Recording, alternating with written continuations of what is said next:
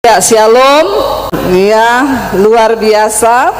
Terima kasih buat kesempatan yang diberikan kepada saya. Ya, Tuhan itu ajaib dan luar biasa. Dan Alkitab berkata, bukan kita yang memilih dia, tapi dia yang pilih kita. Saya tidak pernah punya cita-cita jadi pendeta. Itu jauh dari benak saya. Ya, tetapi itulah Tuhan. Ya, saya berdoa Bapak Ibu, dan kerinduan saya adalah biar di setiap kota-kota terjadi kebangunan rohani. Hari-hari ini kita ada di hari-hari yang terakhir. Ya, apalagi kantong Kristen. Kenapa saya banyak datang ke Manado ini tahun ini yang ketiga kali? Ya, sampai yang lain berkata, "Ibu kenapa ke Manado terus?" Ya, yang lain juga Ibu dibagi rata jadwalnya. Karena saya melihat ya, Manado ini adalah kantong-kantong Kristen, dan kita harus benar-benar ya sama-sama berjuang supaya iman kita ya, dan biar ada kebangunan rohani yang terjadi. Karena yang kebanyakan terjadi justru kantong-kantong Kristen itu yang tertidur ya, karena merasa sudah nyaman, sudah aman, dan tidak perlu lagi berdoa, tidak perlu lagi bergumul. Tapi seringkali kita lupa justru kitalah ya yang harus banyak berdoa supaya kita tidak suam-suam kuku. Bapak Ibu, saya percaya hari-hari ini pergerakan Tuhan sedang terjadi begitu luar biasa. Ya, beberapa waktu yang lalu saya nonton film Jesus Revolution. Kalau Bapak Ibu punya waktu, nontonlah film itu, karena itu berbicara tentang kegerakan rohani yang terjadi. Itu dikisahkan ya ke sebuah kegerakan rohani di California beberapa puluh tahun yang lalu. Kita juga mendengar hari-hari ini di kampus-kampus di Amerika terjadi pergerakan lawatan Roh Kudus yang dahsyat. Orang-orang menangis, orang-orang datang menyerahkan hidupnya kepada Tuhan. Ya, dan saya juga percaya Tuhan mau supaya kita masuk di dalam pergerakan ini. Ya, jangan cuma jadi orang Kristen biasa, tapi mari kita bergerak bersama Roh Kudus, sebab Tuhan memilih kita semua. Ya, saya pengen kita mengerti dan kita tahu firman Tuhan berkata kepada kita itu sudah diberikan kuasa ilahi yang dahsyat. Supaya orang Kristen mengerti kita memiliki Allah yang luar biasa. Jangan jadi biasa-biasa saja, sebab kita punya Tuhan yang luar biasa. Kelepasan akan terjadi. Saudara ketemu dengan orang yang terikat, engkau mendoakan dan dia dibebaskan, dia datang kepada Tuhan secara pribadi, itu akan terjadi. Bahkan Alkitab berkata di akhir zaman teruna-teruna, anak-anak muda akan bernubuat, dan mereka akan melakukan banyak hal yang dahsyat, penglihatan-penglihatan. Kita berdoa saudara supaya kita ikut dalam pergerakan Tuhan ini. Jangan jadi Kristen yang tidur. Ya, bahkan untuk kita sendiri saja, kita nih terus jatuh bangun, jatuh bangun, jatuh bangun, kayak lagu dangdut. Jatuh bangun terus ya.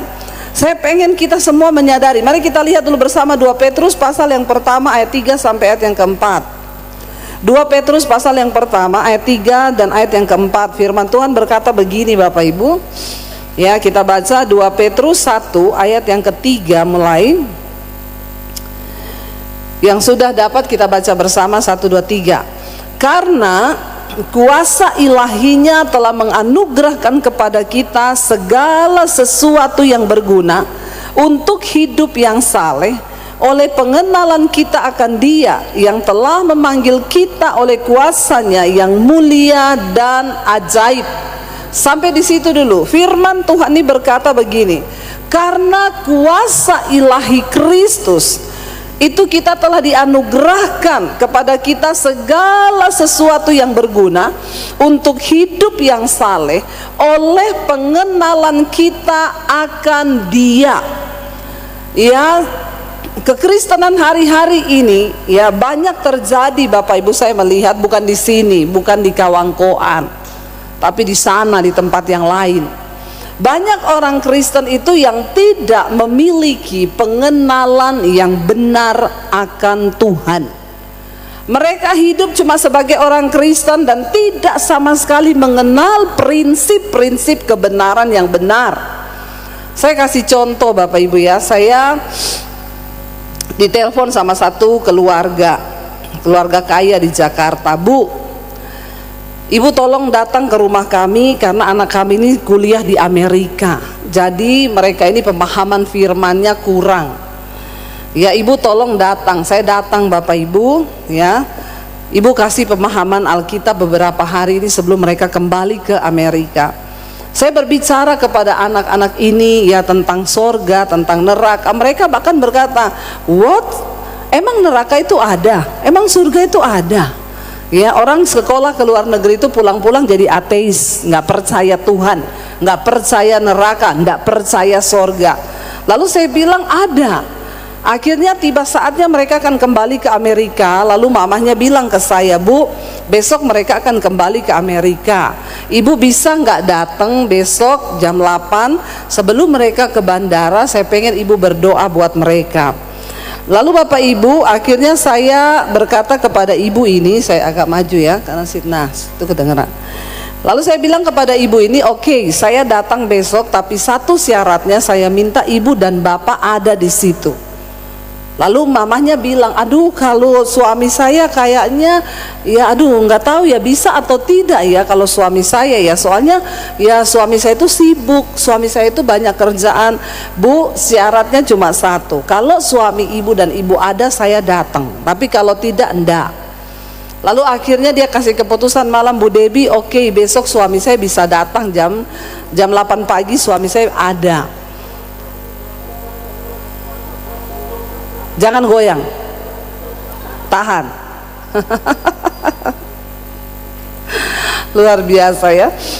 Lalu akhirnya suaminya datang jam 8 pagi. Hebat yang bisa memberkati dan mendoakan anakmu, itu yang lebih hebat daripada doamu sebagai orang tua dan berkat yang kau lepaskan bagi anak-anakmu. Lalu saya bilang kepada bapak ini, Pak, maaf ya, nggak usah bicara soal tumpang tangan. Walaupun bapak tidak tumpang tangan kepada anakmu, kalau bapak hidup di dalam dosa, maka kutuk itu turun kepada anakmu, karena bapak tidak mampu menjadi berkat dan justru membawa dosa dalam kehidupan keluarga. Lalu dia diam. Lalu saya bilang, ya bapak nggak punya pilihan sekarang. Kalau ada roh apa-apa, bapak beresin dulu hidup di hadapan Tuhan. Lalu dia salting karena saya todong dia di depan keluarga. Lalu dia berdoa sebentar dan terpaksa akhirnya dia urapi anaknya. Ya, saya pengen Bapak Ibu sebagai orang Kristen, kita ini punya pemahaman yang benar tentang firman Tuhan. Engkau nggak bisa cari pendeta hebat manapun untuk mendoakan keluargamu, sebab Tuhan memberkati orangnya. Ya, sebaliknya juga begitu. Ada orang datang, Bu, saya ini kan mau pindah rumah ya, tapi saya belum bisa ada. Sebelum saya pindah, saya pengen ibu doain rumah saya kirim kunci, nanti ibu kasih nomor rekening, saya kasih duit ya, nanti saya transfer sama ibu. Ibu datang ke rumah saya bilang, pret, emang kita ini pendeta apaan? Kadang orang itu berpikir, banyak orang Kristen tuh yang pemahamannya itu sangat dangkal dan tidak mengerti kebenaran dengan benar. Bagaimana kita bisa menjadi contoh, bagaimana kita bisa menjadi kesaksian, bagaimana kita bisa mengimpartasikan kuasa Tuhan kalau kita sendiri dalam pemahaman yang salah. Saya bilang, Bapak nggak bisa begitu. Bapak mau undang pendeta hebat manapun juga datang berdoa buat rumahmu, ya. Oke, saya pergi misalnya berdoa buat rumah Bapak nggak ada. Waktu saya doakan ada setan di situ 10, saya tengking, setannya pergi. Waktu Bapak masuk, setannya masuk 40. Tinggal sama-sama Bapak. Jadi punyalah pemahaman yang benar. Tuhan itu bukan memberkati rumahnya, tapi orangnya ini loh, diberkatilah orang benar. Amin. Ketika kita menjadi orang benar, jadi poinnya orangnya, bukan soal rumahnya, siapa yang berdoa, bukan soal apanya. Ketika kita hidup dalam kebenaran, kita menjadi orang benar, ada kuasa ilahi dalam diri kita, baru kita ini bisa menang dan mengimpartasikan kuasa Tuhan itu di dalam hidup kita. Nggak bisa begitu, Bapak suruh pendeta siapa doakan, enak aja minta nomor rekening nanti ditransfer pergi berdoa. Ya, pemahaman seperti apa? Nggak ada saudara yang seperti itu. Kita harus mengerti. Makanya saya selalu berkata, ada begitu banyak orang Kristen yang sudah puluhan tahun jadi Kristen, tetapi pemahamannya salah. Nggak usah gagal fokus, lihat saya aja.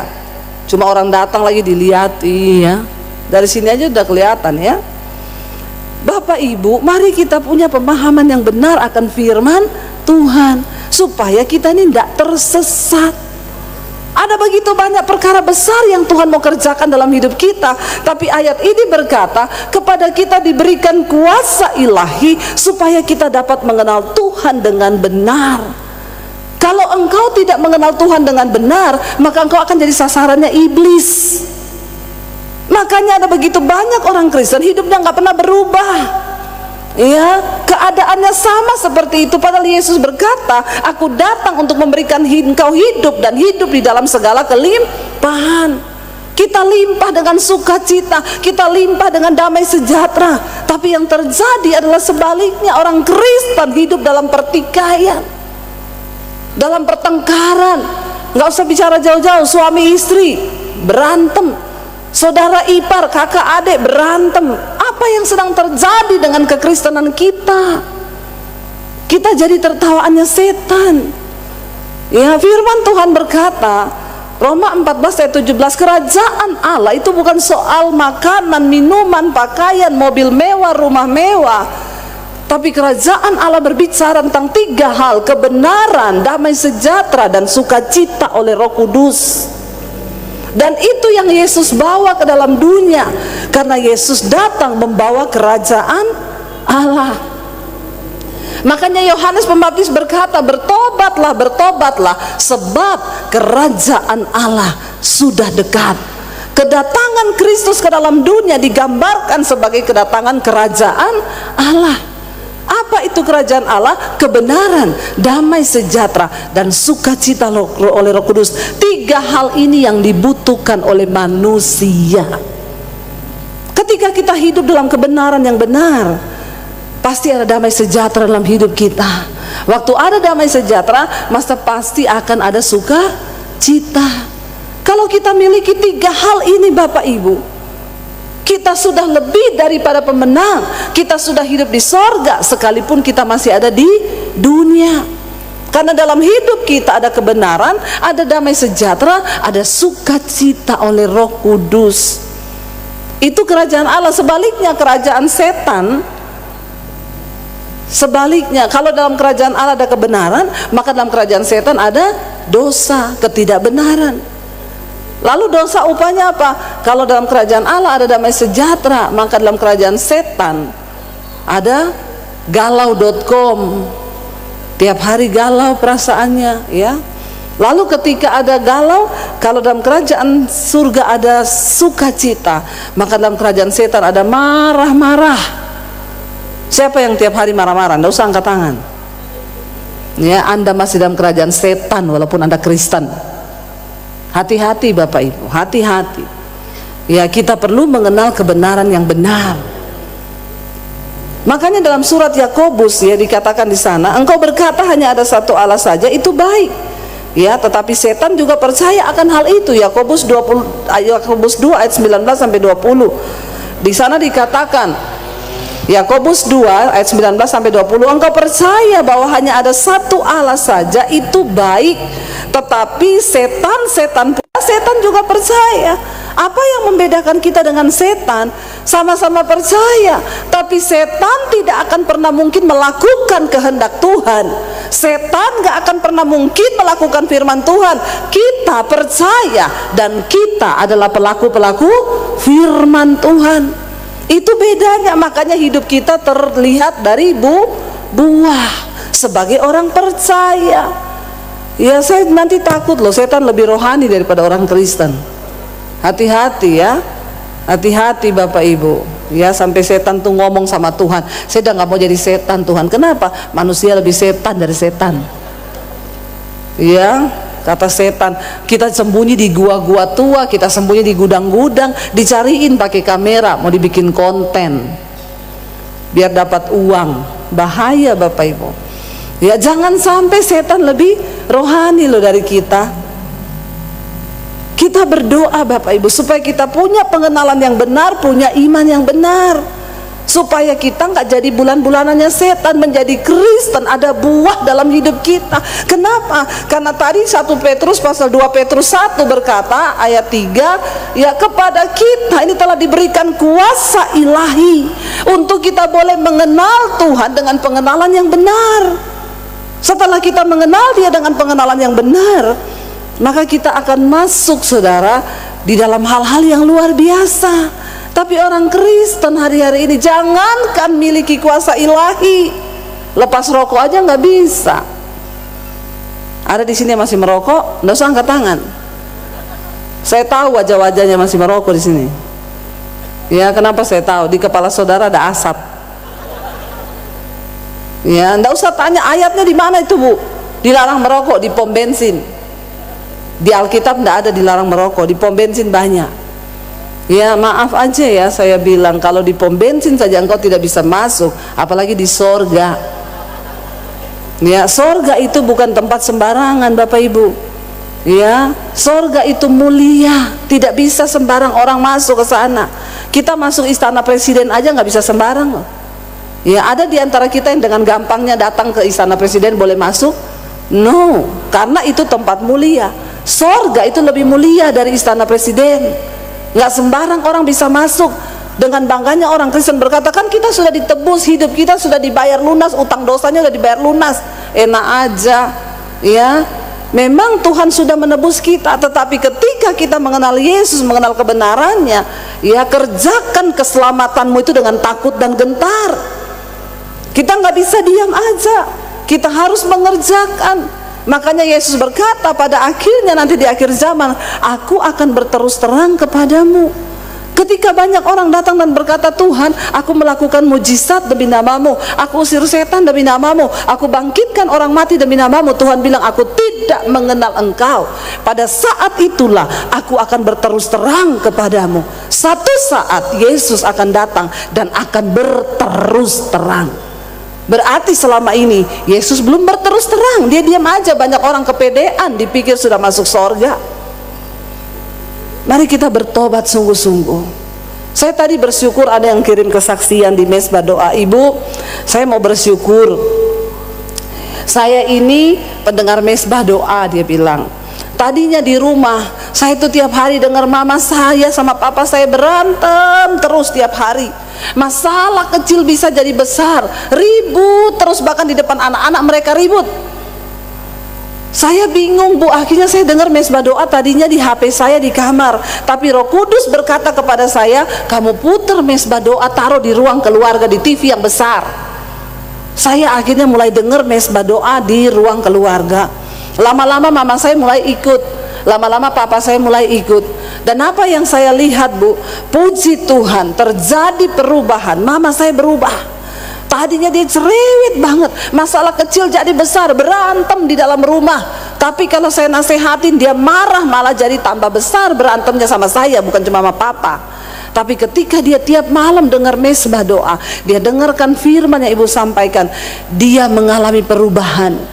Dan yang luar biasa Ibu, ternyata ketika dia mengalami sakit di bagian pinggang, diperiksa ke dokter, dia kena kanker tulang. Tapi saya bersyukur, dia bilang 2 bulan yang lalu mama saya dipanggil Tuhan. Namun satu yang saya syukuri, dia sudah bertobat, hidupnya diubahkan. Dan sebelum dia meninggal, dia sudah hidup dalam damai sejahtera dengan papa saya. Bapak Ibu, kita nggak tahu kita ini mati kapan. Jangan terlalu sombong terus hidup di dalam dosa. Kita nggak tahu kita dipanggil kapan. Ada orang telepon saya bilang, Bu, saya divonis dokter, hidup saya tinggal 6 bulan. Saya bilang, puji Tuhan Bu, masih lama itu 6 bulan. Loh, amin enggak Bapak Ibu? Kenapa saya bilang masih lama? Bu, ada orang nggak divonis dokter apa-apa, nggak sakit Bu, malam ini masih hidup, besok udah mati. Jadi ibu bersyukur kalau dokter bilang hidup ibu tinggal 6 bulan, itu masih lama. Teman saya Bu, suaminya, dia cuma pergi turun masak 30 menit, suami main handphone di kamar. Selesai masak, dia masuk ke kamar mau ngajak suami makan, suaminya udah meninggal, lagi pegang HP di kamar. Kita nggak pernah tahu hidup kita sampai kapan.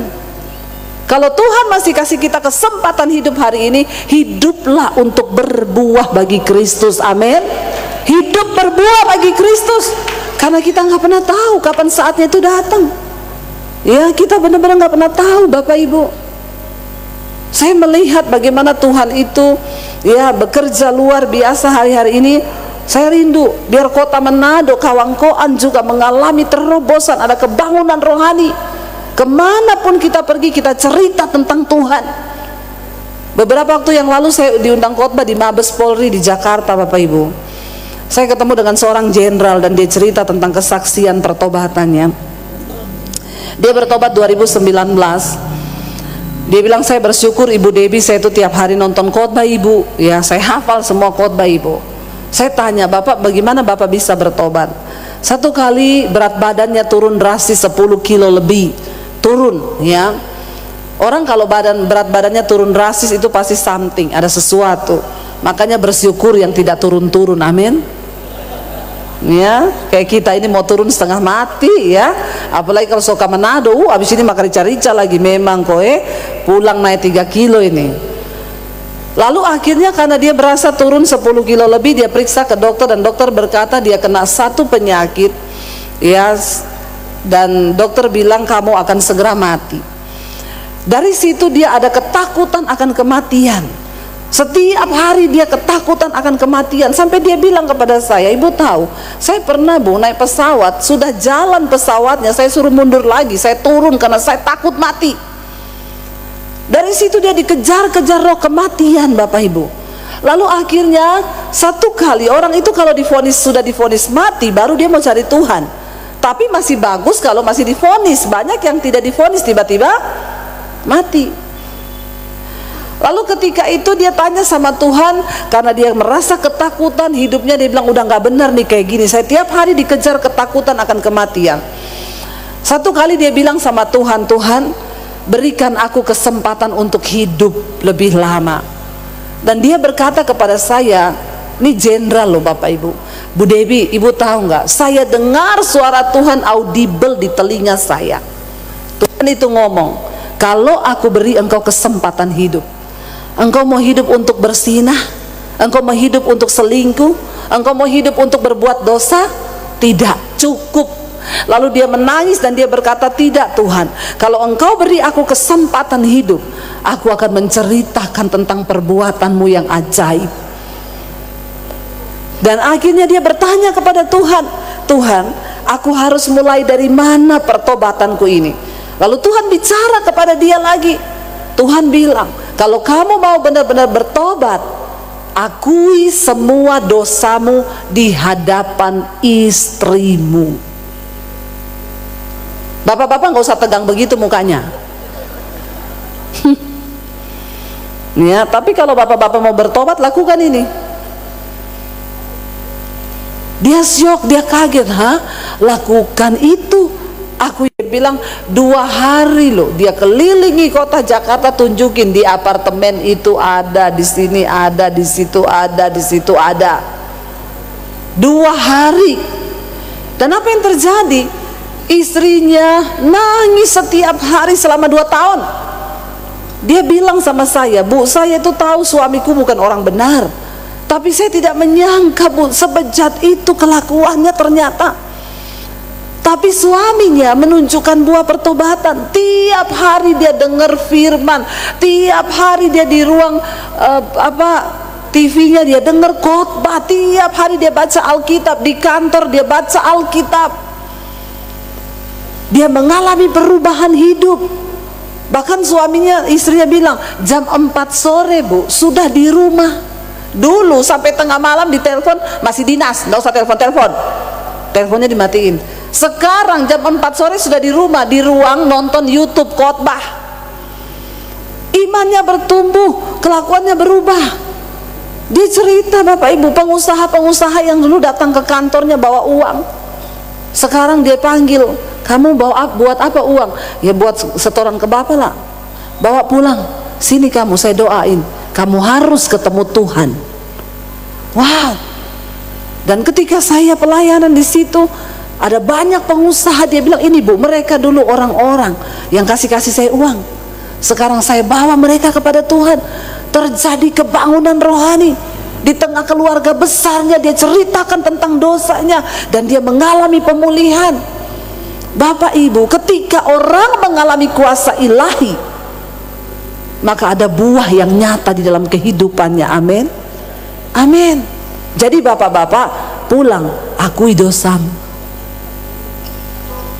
Nggak ada yang bilang amin loh. Tapi ibu-ibu juga harus siap. Ya, istrinya tuh bilang sama saya gini, tadinya Bu saya salahin dia terus, saya menangis, saya salahin dia. Tapi saya baru menyadari, ternyata dengan sikap saya yang memarahi dia, saya menyalahkan dia, saya ini seperti anak sulung, ya, yang terhilang di rumah bapaknya sendiri. Ketika anak bungsu pulang, bapak itu bikin pesta karena yang hilang telah kembali. Kenapa saya malah marah kepada suami saya? 2 tahun saya kepahitan sama dia, Bu. Tapi karena saya melihat buah pertobatannya, itu yang membuat saya akhirnya melepaskan pengampunan. Bapak Ibu, hari-hari ini lawatan Tuhan sedang terjadi. Saya melihat begitu banyak orang-orang yang dijamah Tuhan, mereka mengalami pertobatan demi pertobatan. Mereka mengalami kuasa ilahi itu. Jangan sampai kita yang sudah Kristen dari kecil udah lahir teriak haleluya, tapi kita tidak mengalami kuasa ilahi yang sama. Minta kepada Tuhan, ayo kita sama-sama bergerak dalam pergerakan Tuhan di akhir zaman. Menangkan jiwa, selamatkan jiwa. Saya bertemu dengan banyak orang. Saya itu, ya, saudara nonton film Jesus Revolution, itu roh penginjilan saya terbakar kembali. Ya, seringkali kita lupa bahwa jiwa-jiwa itu banyak sekali di sekeliling kita. Hari ini saya sedang membangun sekolah Alkitab di Bandungan, Semarang, Bapak Ibu, dan bulan Juli ini sudah selesai. Kami akan kejarkan supaya Agustus bisa buka. Kenapa saya bangun sekolah itu? Tuhan tuh taruh kepada saya begini, hari-hari ini banyak gereja sedang berbicara tentang penuaian, tetapi Yesus berkata tuaian memang banyak tapi penuainya sedikit. Makanya saya dapat visi dari Tuhan untuk mempersiapkan penuai. Sekolah yang kami buka itu hanya 6 bulan, sekolah misi, dan kami rindu menyekolahkan anak-anak dari daerah. Kalau mereka yang benar-benar tidak mampu, mereka boleh bersekolah gratis. Saya tidak mengerti bagaimana Tuhan memberikan itu kepada saya cuma mau taat. Awal ketika Tuhan taruh visi itu, saya bertanya, Tuhan saya ini siapa? Saya nggak punya latar belakang pendidikan yang tinggi, saya juga bukan orang kaya yang punya banyak uang. Tapi Tuhan berkata kepada saya, aku tidak cari orang kaya, aku tidak cari orang pintar, aku cari orang yang punya iman. Sebab iman yang akan mewujudkan semua proyek-proyekku di akhir zaman. Saya tangkap itu Bapak Ibu. Saya bergerak mulai cari tanah di daerah Solo, di daerah Karanganyar. Tapi mentok karena ada yang cocok harga izinnya susah, ada yang tidak cocok harga izinnya mudah. Lalu kami berserah sama Tuhan. Saya dengan suami, Tuhan kami sudah bergerak, tapi selanjutnya biar Tuhan yang bekerja. Tiba-tiba ada jemaat Misbah Doa di Semarang telepon saya, Bu, saya dengar ibu lagi cari tanah. Saya punya tanah 4.500 di daerah Bandungan. Ibu bisa lihat kalau ibu mau. Saya pergi lihat dengan suami, cocok sekali itu dari daerah pegunungan. Ya, di situ ada panti jompo Kristen, ada rumah retreat Kristen. Dan akhirnya kami ke notaris, ya, dia tanda tangan untuk serahkan tanah itu bagi pembangunan sekolah. Dan sudah berjalan, ya, dan saya melihat bagaimana Tuhan menyediakan segalanya. Tiba-tiba pabrik kasur telepon saya, Ibu nanti butuh berapa kasur untuk anak-anak, saya yang sumbang kasurnya. Tiba-tiba distributor Panasonic telepon, Ibu nanti semua barang-barang Panasonic berbau Panasonic itu saya yang kasih. Ya, tiba-tiba orang telepon, tiba-tiba Tuhan bekerja begitu luar biasa. Saya hanya terheran-heran. Ya, Tuhan kirim pengajar-pengajar yang luar biasa. Dan saya melihat Bapak Ibu, kenapa Tuhan taruh itu? Di Jakarta semua tanya, Ibu Debbie kapan buka gereja, Bu? Saya mau pindah ke gereja Ibu. Saya bilang, gak usah pindah gereja. Saya ini tidak akan bikin gereja. Gereja saya di YouTube saja. Kamu kembali ke gerejamu, jadilah terang di sana. Ya. Dan Tuhan tidak suruh saya buka gereja, Tetapi hari-hari ini pelayanan kami pergi dari kota ke kota untuk seminar hamba-hamba Tuhan, untuk menyatukan gereja, mempersiapkan kedatangan Tuhan. Bukan saatnya kita lagi gontok-gontokan, oh saya gereja ini lebih benar daripada kamu, karena kebenaran itu hanya milik Tuhan. Bagian kita, mari kita bergandeng tangan. Makanya setan bilang gak usah ganggu orang Kristen, gak usah ganggu gereja. Mereka sudah berganggu sendiri-sendiri, udah pecah-pecah sendiri. Jadi setan nganggur. Ya, mari kita berdoa Bapak Ibu. Sampai hari ini Yesus berdoa agar tubuhku bersatu. Siapa yang akan pergi? Saya kemarin baru pulang dari Makassar 3 hari di sana. Saya mendengar, ya puji Tuhan, dan ini ketransfer ke banyak gereja. Mereka bikin KKR di Toraja. 5.000 anak muda datang menangis menyerahkan hidup kepada Tuhan dari berbagai gereja. Tidak lagi lihat denominasi. Mereka datang tersungkur di kaki Tuhan, nangis dan berkata, ini hidup kami Tuhan di tengah hujan deras yang begitu deras. Kata pendetanya, saya berdoa Ibu Debbie, Tuhan hentikan hujan, tambah deras. Saya bilang itulah iman yang benar. Jangan cari iman yang besar, tapi milikilah iman yang benar. Iman yang besar itu apa? Iman yang bisa menghentikan hujan. Tapi iman yang benar, Tuhan, sekalipun hujan tidak berhenti, kami akan tetap menyembah Tuhan, sebab Engkau Tuhan yang dahsyat, Engkau Tuhan yang hebat. Itu iman yang benar. Iman yang besar dapat menyembuhkan orang yang sakit, tapi iman yang benar akan berkata, aku sembuh atau tidak sembuh, aku sehat ataupun aku sakit, aku akan tetap menyembah kepada Tuhan. Engkau Allah yang dahsyat dan luar biasa. Itu iman yang benar. Amin Bapak Ibu. Saya terbakar hari-hari ini saudara untuk membawa api penginjilan itu. Mari kita sama-sama bangkit bekerja, tapi engkau sendiri dulu harus dilepaskan. Kita nggak mungkin bisa melayani orang lain kalau hidup kita belum mengalami kuasa ilahi Tuhan. Saya melihat hari-hari ini lewat pelayanan di mesbah doa, terjadi kegerakan kebangunan rohani di rumah-rumah, di kamar-kamar. Orang-orang dari gereja mana-mana Bapak Ibu, mereka mengalami kebangunan rohani. Mereka berhenti rokok. Saya ketemu satu orang majelis, dia bilang, Ibu Debbie, saya ini majelis Bu, saya Kristen puluhan tahun, tapi saya tidak mengerti kebenaran yang benar. Saya tidak mengenal Tuhan dengan benar. Saya merokok, saya minum Bu, tapi sejak saya ikuti khotbah-khotbah Ibu, hari ini Bu, lepas rokok, sudah tidak lagi minum minuman, tidak saguer, cap tikus.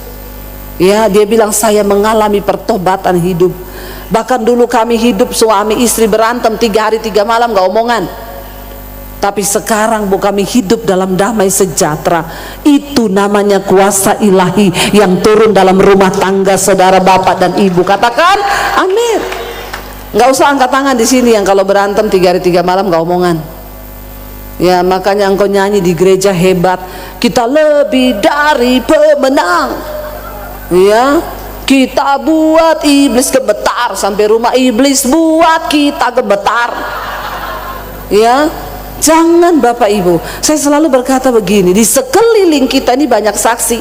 Kitab Ibrani berkata, tanggalkan segala beban dan dosa, supaya engkau bisa berlari mencapai panggilan surgawi itu. Kenapa? Karena di sekelilingmu itu banyak saksi. Saksi kita yang pertama itu mata Tuhan. Alkitab berkata, mata Tuhan menjelajah ke seluruh bumi, melihat orang baik dan orang jahat. Yang kedua, saksi kita itu siapa? Malaikat. Ada malaikat di sekeliling kita. Memang kita nggak lihat, tapi malaikat lihat hidup kita. Yang ketiga, saksi kita itu adalah siapa? Setan. Setan bisa lihat kita, tapi kita nggak bisa lihat setan. Makanya Bapak Ibu, kalau engkau hebat nyanyinya di gereja, engkau pulang engkau berantem di rumah, setan ketawa. Saya pernah datang ke satu gereja, ada pengerja 2 berdiri di depan pintu. Suaminya itu di pipinya ini bekas cakaran, luka. Mereka salaman sama saya. Waktu puji-pujian nih suami istri ini lompat-lompat, bahasa rohnya tinggi sampai ke langit tingkat 7. Begitu salaman Bapak Ibu, bapaknya itu shalom Ibu Debbie, saya bilang shalom. Saya bercanda, Pak, itu pipi kenapa dicakar istri atau dicakar kucing? Dia bilang, tanya ke istri saya, Bu. Jadi saya tanya, beneran Pak? Iya Ibu, tanya aja ke istri saya. Saya panggil istrinya, Bu sini Bu, itu pipinya Bapak kenapa Ibu cakar? Dia bilang, dia mulai duluan Bu. Astagfirullah saudara. Ya, padahal nih di gereja pakai baju hitam putih, pengerja, bahasa roh kenceng, nyanyi-nyanyi, lompat-lompat. Di rumah cakar-cakaran. Saya tanya, kenapa bisa begitu? Istrinya bilang, suami saya ini Bu, dia kan pulang ikut ada pernikahan saudaranya di kampung. Dia ketemu sama mantannya Bu. Mantannya itu ibu pendeta Bu. Ibu pendeta mantannya. Terus mereka WA-WA-an Bu. Saya bilang, ya mungkin WA-WA-annya biasa aja kali Bu. Dari situ HP-nya dikunci, dipasang password, saya nggak boleh lihat. Tanda-tanda suami selingkuh itu HP-nya di password. Jadi kalau ada ibu-ibu di sini yang HP suaminya di password, ibu nggak tahu, itu sudah pasti ada sesuatu yang dia simpan di dalam. Tidak disangka lagi. Buat apa coba suami kasih password, istri nggak tahu tuh, coba buat apa kalau tidak ada sesuatu? Akhirnya dia bilang, tiap malam dia WA-WA-an Bu. Saya nggak tahu mereka tuh WA-an apa. Tapi Tuhan baik Bu, satu kali dia lagi WA-an, dia ketiduran, HP-nya terlepas dari tangannya. Saya buka, ya ampun ibu tahu, itu ibu pendeta manggil suami saya Pap. Oh tolong. Dan dia manggil ibu pendeta Mam. Iya, bisanya itu. Terus saya tanya sama bapaknya itu, benar begitu Pak? Ya tapi kan kita tidak serius Bu, cuma saling panggilnya gitu aja. Saya bilang sama istrinya, Bu, cakarannya kurang, tambah lagi satu. Ya, ini yang terjadi Bapak Ibu. Orang di gereja pengerja, tapi kelakuannya setan. Percuma engkau ke gereja ngapain? Engkau tidak mengalami kuasa ilahi. Berapa waktu lalu ada seorang ibu bersaksi kepada saya, dia cerita, Bu, suami saya, kami ini dulu keadaan keuangan kami pas-pasan banget. Akhirnya kami berdoa supaya suami boleh mendapatkan pekerjaan yang baik. Tuhan buka jalan, dia dapat pekerjaan yang baik di Jakarta, dia menangkan proyek. Akhirnya dia berangkat ke Jakarta Bu. Singkat cerita, dia bolak-balik Jakarta pulang ke kampung, Jakarta pulang ke kampung. Satu kali ternyata di Jakarta, suami saya ini pelayanan Bu, dia ketemu temennya juga yang pelayanan di Jakarta. Sama temennya yang pelayanan ini, dia diajak ke night club di Jakarta, lihat cewek-cewek nari-nari itu. Lalu tapi dia tidak pernah ngaku dan dia nggak pernah cerita ke saya Bu. Satu kali Tuhan itu memang dahsyat Bu. Saya berdoa buat suami saya. Satu kali suami saya mau pulang ke kampung, kembali ke kami keluarga dari Jakarta, dia foto Bu, dia pakai kacamata hitam, dia foto selfie, dia kirim ke saya, Mah tunggu aku ya yayangku, aku mau pulang. Istrinya lihatlah suaminya di screenshot, di kacamata ada cewek duduk di depannya pakai baju seksi, terpantul dari kacamata hitam. Memang Tuhan itu tidak pernah kurang cara. Makanya bapak-bapak hati-hati, karena dia selalu punya cara untuk menyatakan yang tidak benar. Lalu istrinya di screenshot begini digedein, loh kok ada perempuan di depannya dia? Dia tanyalah, Pak, itu ada cewek pakai baju seksi di depanmu, siapa? Suaminya jawab, kayaknya tadi malam memang ada setan Mah masuk di kamar ini, saya berasa ndak enak. Memang dasar ya Bapak Ibu. Akhirnya dia pulang, istrinya desak dia, mending kamu ngaku. Akhirnya dia ngaku bahwa dia ternyata selama ada di Jakarta bukan cuma lihat penari gitu di night club, dia bawa pulang penari itu ke hotel. Lalu istrinya nangis dan dia bilang begini, Pak, aku mau berdoa biar Tuhan ambil kembali pekerjaan itu. Lebih baik kita hidup apa adanya, tapi engkau bertobat, kita melayani Tuhan, daripada kita kaya tapi kita binasa. Dan benar Bapak Ibu, proyek itu diambil Tuhan. Dia terus ikut tender, nggak menang-menang, akhirnya dia bertobat. Suaminya bertobat, mereka sama-sama bertobat. Dia bilang di waktu yang sama kami dapat kiriman mesbah doa dari teman, lalu kami terus ikut mesbah doa. Ketika suami saya benar-benar sudah menunjukkan buah pertobatan, saya berdoa lagi, Tuhan kasih pekerjaan suami saya. 3 tahun Bu, suami saya nganggur, tidak ada pekerjaan.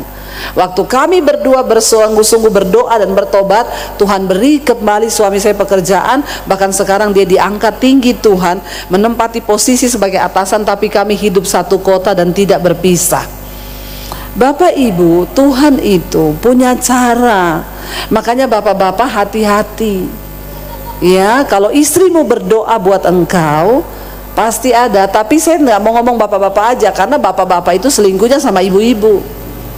Ibu-ibu juga bertobat ya, apalagi di Manado ini, wah ya luar biasa.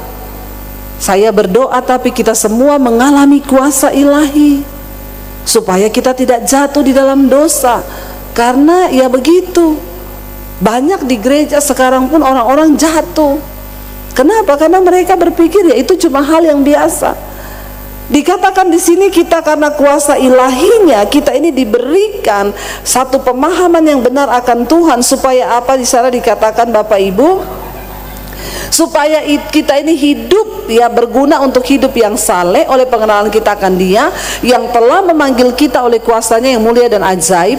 Dengan jalan itu Ia telah menganugerahkan kepada kita janji-janji yang berharga dan yang sangat besar, supaya olehnya kamu boleh mengambil bagian dalam kodrat ilahi dan luput dari hawa nafsu duniawi yang membinasakan dunia.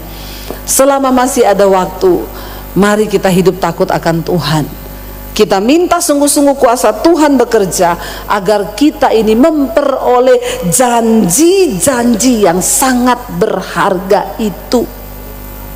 Tuhan sudah memberikan janjinya bagi kita, janji hidup berkelimpahan, janji hidup berkemenangan. Tapi kenapa kita tidak mengalami? Karena ada dosa yang menghalangi.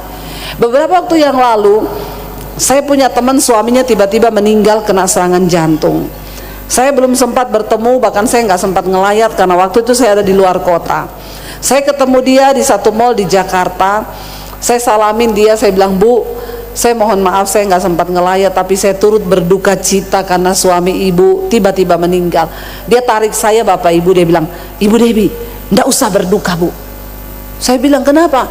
Memang dia pantas mati, syukur dia mati. Saya kaget Bapak Ibu. Saya bilang, kenapa Ibu nggak boleh ngomong begitu? Ibu tahu Bu, waktu dia mati Bu, HP-nya saya buka, dia selingkuh sama janda. Bapak-bapak hati-hati, kalau kau mati nanti HP-mu dibuka istrimu. Jadi lebih baik sekarang bertobat. Lalu dia bilang kepada saya, Ibu tahu beberapa minggu sebelum suami saya meninggal Bu, saya tuh berdoa sama Tuhan. Saya tuh tanya sama Tuhan, Tuhan kenapa ya? Dia bilang, hidup kami, usaha kami itu rasanya mentok. Setiap kali kami mau coba ini, mentok gagal, mentok gagal. Lalu istrinya bilang, saya dapat jawaban Tuhan Bu. Tuhan tuh ngomong sama saya, bukan tanganku yang kurang panjang untuk menolong, bukan telingaku yang kurang tajam untuk mendengar doamu, tapi dosa yang menghalangi itu. Lalu dia tanya sama suaminya, dia bilang, Pak, saya tuh tadi berdoa, Tuhan itu bilang ada dosa yang menghalangi berkat Tuhan di dalam rumah tangga kita. Papa ngomong, Pak, mungkin Papa ada melakukan dosa apa, cerita ke aku Pak, aku ini penolongmu. Langsung suaminya ngamuk marah. Dosa apa? Biasanya bapak-bapak itu kalau ditanya marah, bener itu ibu-ibu ya, biasa betul itu, marah suaminya. Tapi istrinya ngomong, Tuhan yang ingetin saya Pak, mending kamu ngaku. Nggak ngaku Bapak Ibu. 2 minggu kemudian suaminya meninggal, serangan jantung, tiba-tiba mati. Makanya bapak-bapak, kalau kamu tuh simpan dosa, percayalah jantungmu itu berdebar cepat, hormon kortisol naik, darahmu mengental, warnanya hitam. Jangan engkau bohongi Tuhan. Kita nggak bisa bohongi Tuhan. Kita bisa bohongi istri, kita bisa bohongi suami, tapi kita nggak akan pernah bisa bohongi Tuhan. Demikian anak-anak muda, engkau yang hari ini mungkin hidup free sex, engkau melakukan dosa, engkau coba-coba rokok, coba-coba minuman keras, narkoba, hati-hati. Sekarang orang mati-mati itu nggak tunggu tua, yang muda pun banyak yang mati. Bukan soal matinya kapan, kalau hidup kita sudah siap, mati adalah sebuah keuntungan. Tapi kalau kita nggak siap, maka kematian akan menjadi sebuah kebinasaan bagi kita. Saya berdoa hari ini supaya kita mau datang kepada Tuhan. Kita mau datang, saya undang para imam musik maju ke depan. Biar kita mau datang kepada Tuhan Bapak Ibu. Ya, kita serahkan hidup kita dalam tangan Tuhan. Ya, kita mau datang kepada Dia. Kita mau minta kuasa ilahi itu turun dalam hidup kita hari ini. Saya tutup dengan sebuah kesaksian. Satu kali di Jakarta, ketika saya datang di Jakarta baru pertama kali, saya di rumah tante saya. Ada seorang anak muda tuh datang ke rumah itu karena mereka lagi kumpul-kumpul Bapak Ibu di situ. Dan saya kenal dia itu ternyata dulu teman sekolah saya waktu masih di SMP, teman main. Waktu saya ketemu dia, lalu kami saling sapa lah ya. Lalu dia bilang, Deb, kamu ya gini-gini. Saya bilang iya. Terus, saya dengar kamu udah jadi pendeta ya sekarang. Saya bilang, ya puji Tuhan jadi hamba Tuhan. Terus saya tanya kepada dia, dulu dia tuh ke gereja Bapak Ibu. Kalau malam minggu kita duduk di pinggir jalan, dia ke gereja. Lalu dia ke gereja, kita sering ngeledek dulu kalau dia ke gereja, saya teriak, bencong, anak laki ke gereja. Saya dulu sering ngeledek gitu. Waktu kami ketemu itu, saya tidak tahu apa yang sedang dia alami. Bahkan saya nggak tahu apa yang sedang mengikat dirinya. Tapi tiba-tiba Tuhan itu suruh saya panggil dia untuk doakan dia. Bapak Ibu lihat, ketika engkau hidup dalam kuasa ilahi, ada banyak hal yang bisa Tuhan kerjakan lewat hidupmu. Saya panggil dia, lalu saya bilang, saya mau berdoa buat kamu. Lalu saya bawa dia ke satu ruangan dan saya tumpang tangan, saya berdoa, Tuhan, Engkau mengasihi dia. Tiba-tiba air matanya bercucuran Bapak Ibu. Dia nangis di situ begitu luar biasa. Setelah berdoa itu, dia cepat-cepat pergi. Dia bilang, saya pamit dulu ya, sambil dia menangis. Saya nggak tahu apa yang terjadi dengan dia, tapi dia pergi. Berapa lama setelah itu kami ketemu dengan dia dan dia cerita. Dia bilang, Deb, kamu tahu waktu kita ketemu dulu itu, saya ini sudah 2 kali overdosis narkoba. Bahkan yang terakhir, ketika mulut saya sudah berbusa, orang angkat saya dan saya dibuang di belakang nightclub itu. Mereka lempar saya di dekat got di nightclub. Tiba-tiba ada seorang bapak tengah malam jam 2 datang ke belakang nightclub itu dan dia angkat saya. Dia bawa pulang ke rumah. Bapak itu rumahnya dekat nightclub itu. Bapak itu seorang pendoa ternyata. Dia bilang ketika dia sedang berdoa, Tuhan bilang kepada dia, kamu pergi ke belakang nightclub, ada seseorang yang akan engkau temui di sana, tolong dia. Bapak itu angkat dan bawa dia pulang ke rumah, ditolongin, berbusa, diminumin susu beruang, lalu perutnya ditekan sampai akhirnya dia muntah. Lalu dia sadar, dia pulang ke rumahnya. Tapi dia bilang, aku tidak bisa lepas dari yang namanya narkoba. Begitu sulitnya, karena di rumah pun omnya itu memberi narkoba, omnya pejabat, dikasih narkoba. Lalu akhirnya dia bilang, saya galau karena saya pengen keluar. Saya tahu Tuhan mengasihi saya, tapi saya ini terhilang. Lalu ketika saya berjumpa dengan kamu hari itu dan kamu mendoakan saya, dia bilang apa Bapak Ibu, waktu kamu berdoa buat saya, Deb, saya merasa seperti ada kabut putih yang turun dan ada sinar yang begitu terang. Dan saat itu saya mengalami jamahan Tuhan. Dan sejak itu saya pulang, dia bilang, saya sampai di rumah, om tante saya ngajak saya ke nightclub. Ayo kamu nyetir mobil, kita ke nightclub. Nightclub itu berangkatnya jam 10 malam. Dia bilang, saya tidak tahu, saat itu juga saya menolak. Tidak ada lagi keinginan untuk datang ke nightclub. Dia bilang, enggak tante, saya enggak mau pergi. Kenapa? Kamu kerasukan. Dan dia bersaksi, sejak hari itu Tuhan melepaskan saya dari ikatan narkoba. Dan hari ini dia melayani Tuhan. Tadinya istrinya bukan orang Kristen, sekarang istrinya ikut Yesus karena melihat pertobatan hidup suami. Bapak Ibu, kita punya Tuhan yang besar. Dia Tuhan yang sanggup. Kita bangkit berdiri bersama. Apapun ikatanmu malam ini, Tuhan mau lepaskan engkau.